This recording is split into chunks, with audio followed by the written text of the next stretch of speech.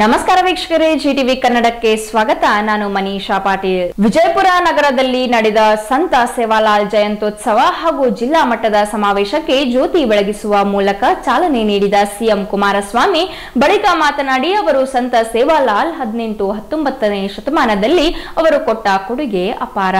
ನಾನು ಹಲವು ಬಂಜಾರ ತಾಂಡಗಳಿಗೆ ಭೇಟಿ ನೀಡಿದ್ದೇನೆ. ಅಲ್ಲಿಯ ಸಮಾಜದ ಸಮಸ್ಯೆಗಳನ್ನು ನಾನು ನೋಡಿದ್ದೇನೆ. ಇಂತಹ ಸಮಾರಂಭಗಳ ಮೂಲಕ ತಮ್ಮ ಸಮಾಜದ ಸಮಸ್ಯೆಗಳನ್ನು ಹೇಳಿಕೊಳ್ಳಲು ಅನುಕೂಲವಾಗಬಹುದು. ನಾನು ಕಳೆದ ಬಾರಿ ಬಂದಾಗ ತಾಂಡಗಳಿಗೆ ಭೇಟಿ ನೀಡಿ ಸಮಸ್ಯೆ ಕೇಳಿದ್ದೆ. ಅವರ ಸಮಸ್ಯೆಗಳ ಪರಿಹಾರಕ್ಕೆ ಉದ್ಯೋಗ ಸೃಷ್ಟಿಸಲು ಹೊಸ ಯೋಜನೆಗಳನ್ನು ಹಾಕಿದ್ದೆ.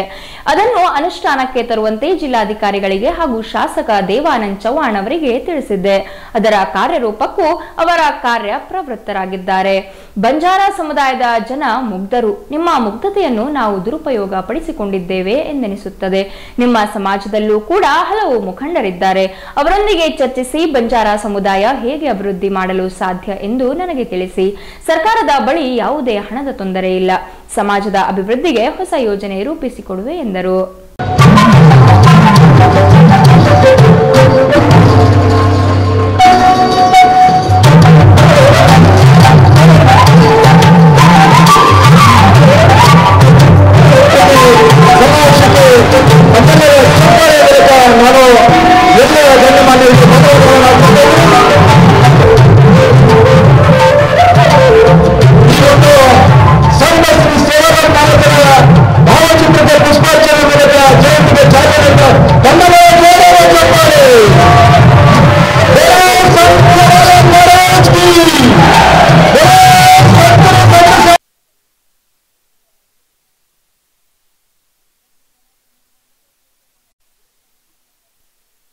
ಪ್ರತಿಯೊಂದು ವರ್ಗ ಕೂಡ ಮೇಲೆ ಬಂದ ಮೇಲೆ ಇಡೀ ದೇಶ ಮೇಲೆ ಬರ್ತಕ್ಕಂಥದ್ದಾಗ್ತದೆ.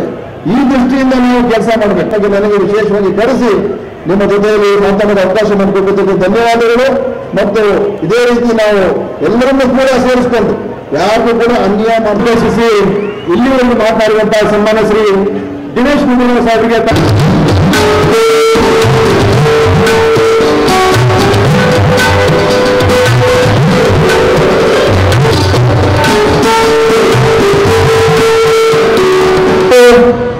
ಒಂದು ವ್ಯತಿರಿಕ್ತವಾಗಿರ್ತಕ್ಕಂಥ ಒಂದು ವಿಶೇಷತೆ ಹೇಳ್ಬೇಕಾಗಿದ್ರೆ, ಇವತ್ತು ಒಂದು ಕಡೆ ಎಲ್ಲಿಯೋ ಒಂದು ಕಡೆ ಅಳಿವನ್ನು ಕೂಡ ತೋರ್ಕೊತಾ ಇದೆ. ಆ ಒಂದು ಸ್ಥೈರ್ಯ, ಧೈರ್ಯ ಮತ್ತು ಇವತ್ತು ಸಮಾಜಕ್ಕೆ ಒಂದು ಶಕ್ತಿ ತುಂಬಿರ್ತಕ್ಕಂಥ ಕಾರ್ಯಕ್ರಮಕ್ಕೆ ಬಂದಿರ್ತಕ್ಕಂಥ ನನ್ನ ಧನ ಸರ್ಕಾರದ ಸಚಿವರಾಗಿರ್ತಕ್ಕಂಥ ನನ್ನ ಶಿವಾನಂದ ಪಾಟೀಲ್ ಸಾಹೇಬರು ಕೂಡ ಬಂದಿದ್ದಾರೆ. ಅವರಿಗೂ ಕೂಡ ಹೆಚ್ಚಿಗೆ ಸಮಯ ತೆಗೆದುಕೊಳ್ಳಲಾಗಿದೆ. ಆ ಸಮಯವನ್ನು ನನ್ನ ಅಣ್ಣವರಿಗೆ ಮೀಸಲಿಟ್ಟು ಮುಂದಿನ ಕಾರ್ಯಕ್ರಮಕ್ಕೆ ಚಾಲನೆ ನೀಡಿ ಅಂತೇಳಿ ಈ ವೇದಿಕೆ ಮುಖಂಡರು ಕೊಡ್ತೇನೆ. ದಯವಿಟ್ಟು ವೇದಿಕೆ ಮೇಲೆ ಎಲ್ಲ ಗಣ್ಯರು ಆಶೀರ್ವಾದಕ್ಕಂತೇಳಿ ನಾನು ವಿನಂತಿಸ್ಕೊಟ್ಟಿದ್ರಿ.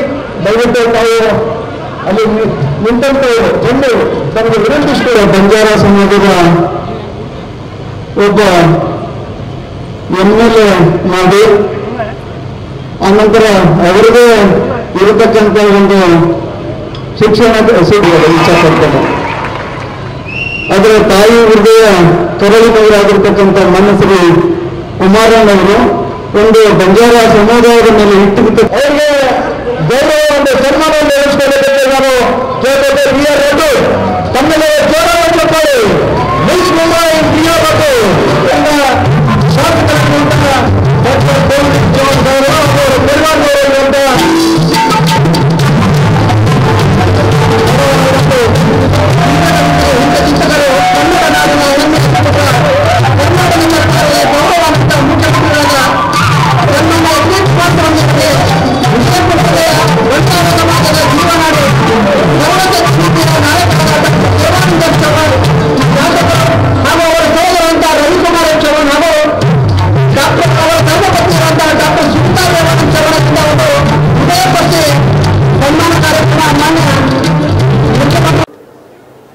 ಇವತ್ತಿನ ದಿನ ಯಾವೊಬ್ಬ ಸೇವಾಲಾಲ್ ಅವರು 18-19ನೇ ಶತಮಾನದಲ್ಲಿ ತಮ್ಮಗಳ ಒಂದು ಸಮಾಜದ ತಿಳುವಳಿಕೆಯನ್ನು ಮೂಡಿಸತಕ್ಕಂತ ತಮ್ಮ ಸಮಾಜದ ಹಲವಾರು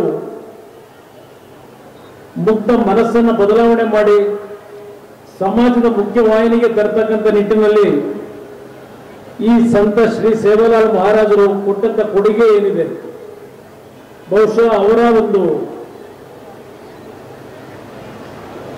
ಜವಾಬ್ದಾರಿಯಿಂದ ನಿಮ್ಮೆಲ್ಲರನ್ನ ಈ ಸಮಾಜದ ಮುಖ್ಯವಾಹಿನಿಗೆ ತರತಕ್ಕಂಥದ್ರಲ್ಲಿ ಅವರು ಸಲ್ಲಿಸಿರ್ತಕ್ಕಂಥ ಸೇವೆಯನ್ನ ನಾವೆಲ್ಲ ಇವತ್ತು ಸ್ಮರಿಸಿಕೊಳ್ಳಲೇಬೇಕಾದಂಥ ಒಂದು ಸಂದರ್ಭ ಇದೆ. ನಾನು ಬಂಜಾರ ಸಮಾಜದ ಹಲವಾರು ತಾಂಡಗಳಿಗೆ ಭೇಟಿಯನ್ನು ಕೊಟ್ಟಿದ್ದೇನೆ.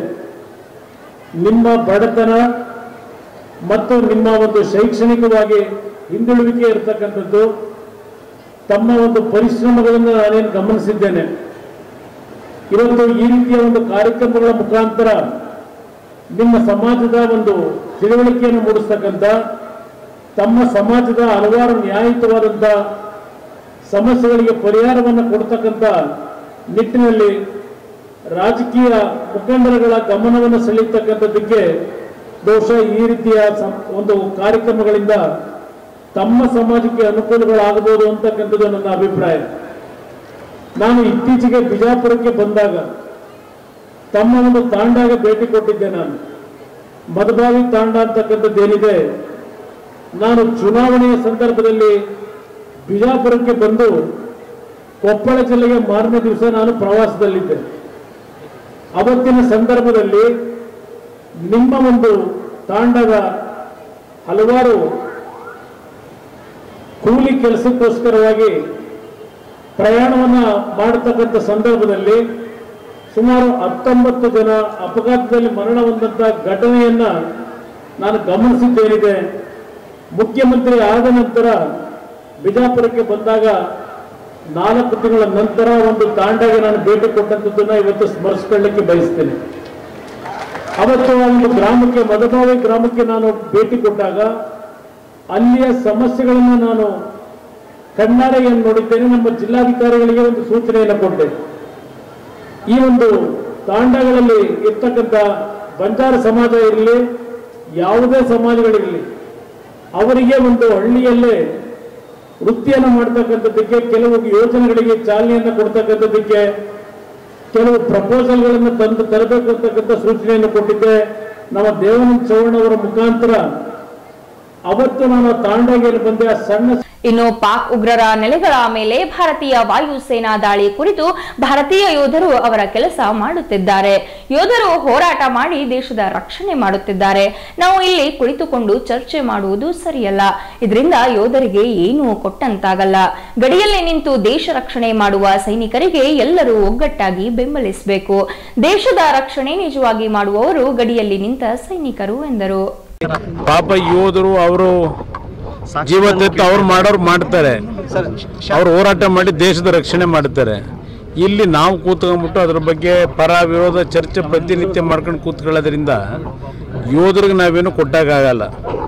ಯೋಧರ ಒಂದು ಹೋರಾಟಕ್ಕೆ, ದೇಶದ ರಕ್ಷಣೆ ಮಾಡ್ತಕ್ಕಂಥ ಸೈನಿಕರಿಗೆ ಎಲ್ಲರೂ ಒಗ್ಗಟ್ಟಿನಿಂದ ಒಂದು ವಾಯ್ಸ್ನಲ್ಲಿ ಅವರಿಗೆ ನಾವು ಏನೊಂದು ಪ್ರೋತ್ಸಾಹ ಕೊಡಬೇಕಾಗ್ತದೆ. ಇಲ್ಲಿ ಕೂತು ಇಲ್ಲಿ ಒಳಗಡೆ ನಿಮ್ಮ ಜೊತೆ ಕ್ಯಾಮ್ರಾ ಮುಂದೆ ಕೂತ್ಕೊಂಡು ನಾವು ಚರ್ಚೆ ಮಾಡೋದಿದೆಯಲ್ಲ, ಇದು ಬರೀ ಚರ್ಚೆ ಅಷ್ಟೇ. ಇದು ನಿಜವಾದಂಥ ದೇಶ ಕಾಯೋರು ಅಲ್ಲಿ ಕಾಯ್ತಾ ಇದ್ದಾನೆ. ಅದರಿಂದ ಇದ್ರ ಬಗ್ಗೆ ಚರ್ಚೆ ಸಮಸ್ಯೆ ಮತ್ತೆ ಸಂಪೂರ್ಣ ವಾರ್ತೆಗಾಗಿ ನೋಡ್ತಾ ಇರಿ GTV ಕನ್ನಡ. ಜಿ ಅಂದ್ರೆ ಇದು ಜೀನಿಯಸ್.